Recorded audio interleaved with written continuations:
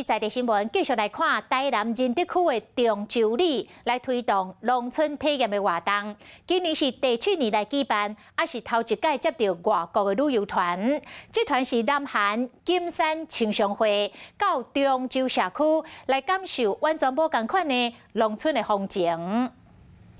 将食材放入油内底，并且用石头甲土甲嵌起来。这来体验的人，为是来自韩国银山青商会成员。这摆专工甲仁德青商会做交流，同时因为银山嘛是一个农村地区，因来遮感受甲韩国无共款的风情。因为这摆是中州乐农游头一摆有国外游客参加，所以讲里长专工安排导览的人员。看到咱的古早时代的矿窑，等下要过来参观到咱的漫游客栈，甲咱的这个古营区看火车，甲咱的古铁桥。